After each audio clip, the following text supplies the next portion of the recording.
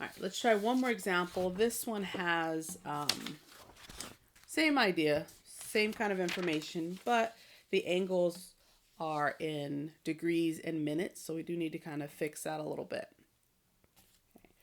So here I have that angle A is 5 degrees and 40 minutes, angle B is 8 degrees and 15 minutes, and then side B is 4.8. So I'll put that here now. Side B is 4.8.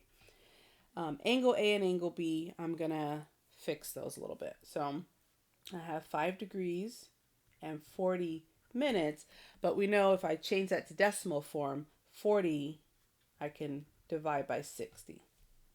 Right? So each degree is represented by that, or is equivalent to that 60 minutes.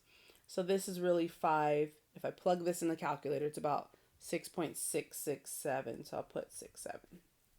So angle A is really 5.67 degrees.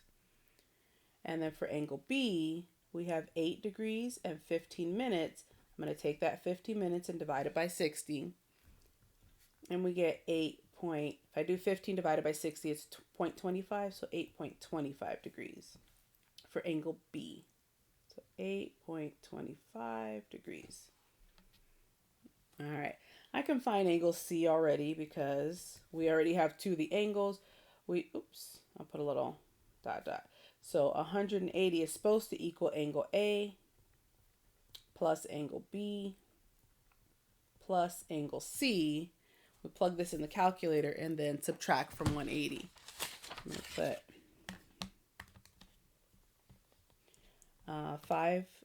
5.67 plus 8.25. I'm going to take 180 and subtract that answer, and I get 166.08. So C is actually 166.08 degrees, 08. And again, this triangle is not drawn to scale because C is the biggest. So if I come over here, I want angle A, B, and C. I also want side A, B, and C. Okay, and we already know the angle, so I'm going to just write those in. 8.25 degrees, this is supposed to be 7, and then 166.08 degrees. All right, and then only thing we're given about the sides was the 4.8 for side B. So that means I'm using this information, right, to do all my ratios to find what side C is and what side A is. So let's just start with sine of A over A equals sine of B over B. All right, so I have sine of A is 5.67 divided by side A, which we don't know. And then that's supposed to equal sine of angle B, which is 8.25 over side length B, which is 4.8. I'm going to do a little cross multiplying like we did before. So A times sine of 8.25 is equal to 4.8 times sine of 5.67.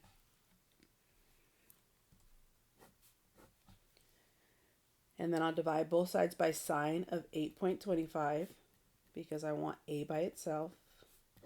All right, so A is going to be whatever this is in the calculator. So we'll type that in to see what we get.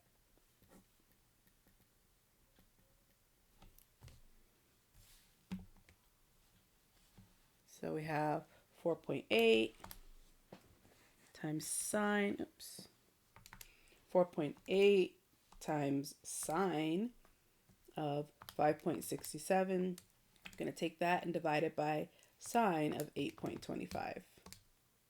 And we get about 3.30.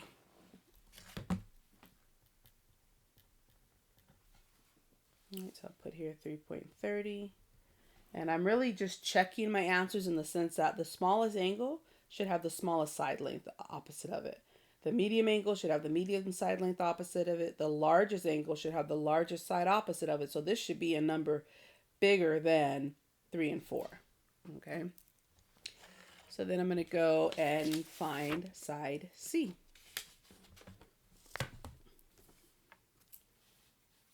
So again, I'm going to use B because that was given. I didn't really have to calculate much here. I did change it to decimal form, but I didn't have to do much calculation. They gave me this.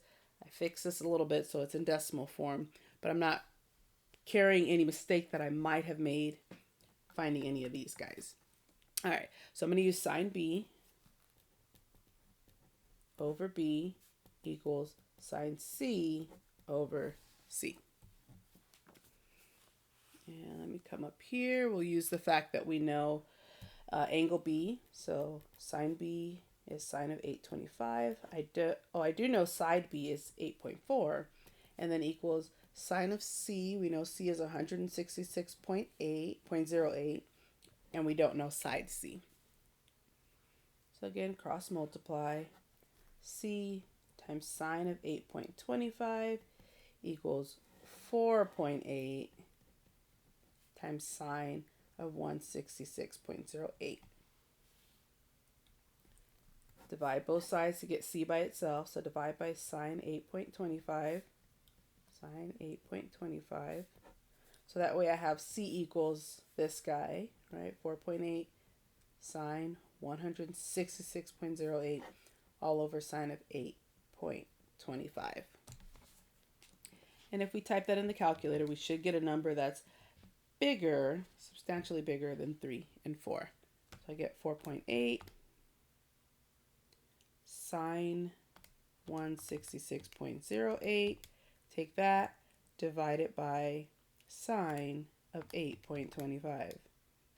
And I get 8.0, we'll say 5, which is almost double this guy, and it's surely more than this one. So 8.05.